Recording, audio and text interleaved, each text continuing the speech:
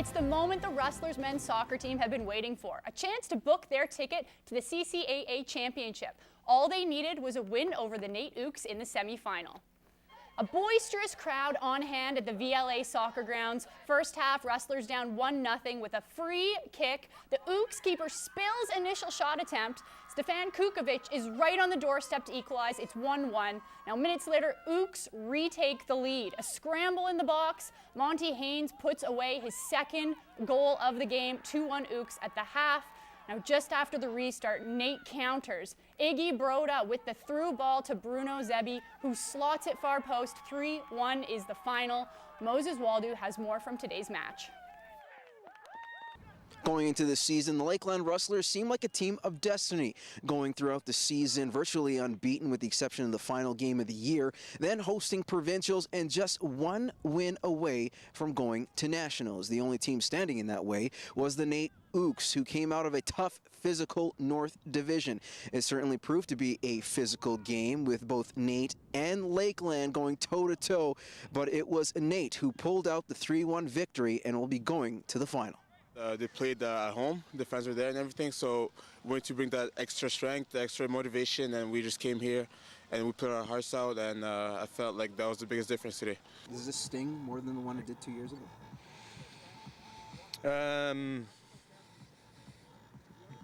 It feels just as as the first time. It was a physical game, but that's how the game should be played. It's a lot more painful, definitely, because we had a better squad.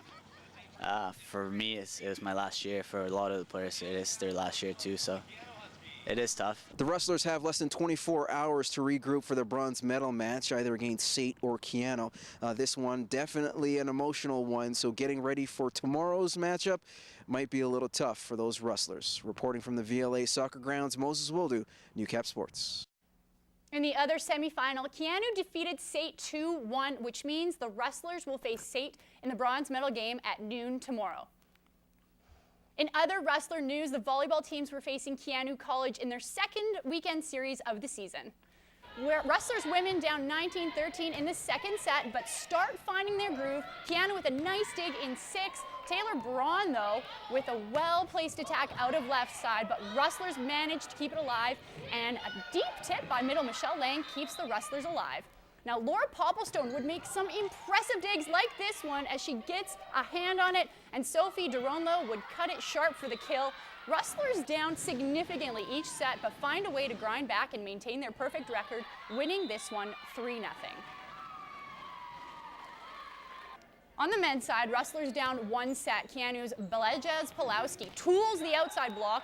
Rustlers struggling to control the ball, give the Huskies a free ball, and Cornell Kowalski, he welcomes Lakeland to Pound Town. Big kill out of the middle. Now, Rustlers aren't able to convert and give up another free ball. Alex Sabarin feeds the shoot to Matt Powell, and he finds the wood. Keano hand the Rustlers their first regular season loss. The Wheatland Football League playoffs kicked off this weekend, and both the Lloyd Comp Barons and the Holy Rosary Raiders faced off in separate semifinals. Yesterday, under the lights, the Raiders, as usual, with a strong start against the Royals, were up 14-0 at half to start the playoffs. Now, Teledetsky and Calfas have been the key to this season offensively. No different here, as Teledetsky gets out of the pocket and chucks one on target to Calfas, gets within 15 yards. Now, second down, Teledetsky hands off to Calfas for the touchdown. They'd make the field goal to go up 20-0. In the fourth, Royals were within a mere yard, but Raiders defense, practically a wall. No one gets through that. Raiders take the game 20-0.